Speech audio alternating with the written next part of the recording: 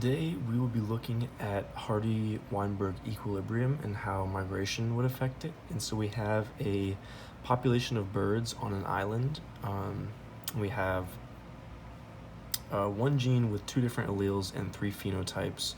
So homozygous dominant leads to a long pointed beak. Heterozygous leads to a curved pointed beak, and homozygous recessive leads to a short rounded beak.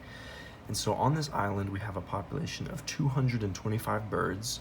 The genotype frequencies are as follows. P squared is 0.36, 2PQ is 0.48, and Q squared is 0.16. And we got those genotype frequencies just by dividing the total number of, or the number of each genotype by the total number of birds. So then using these numbers, we can find out the allele frequencies of this population. And so using p squared, we know that p is equal to 0.6 if you take the square root of this. And similarly, if you take the square root of this, you get q, which is 0.4. And so then here I've listed just the genotype frequency equation and the allele frequencies for the island population.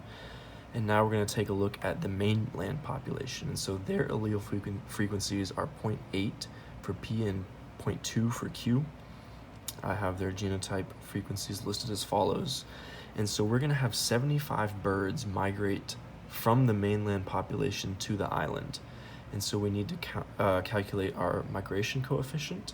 And so this is done by taking the number of birds that migrate and dividing it by the new total number of birds.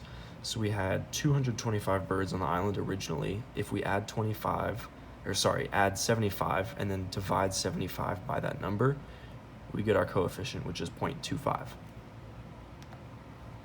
So now we need to do a little math. We're gonna find the new allele frequencies after migration.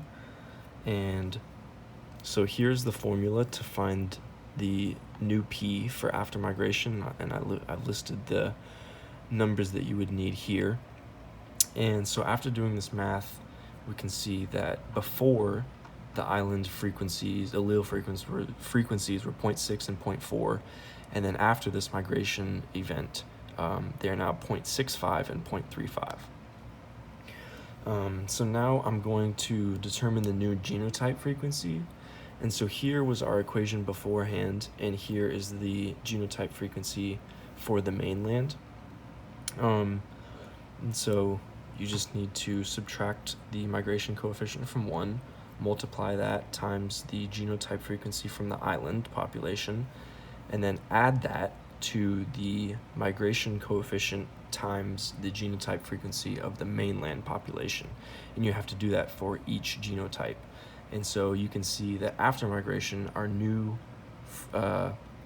genotype frequency is as follows.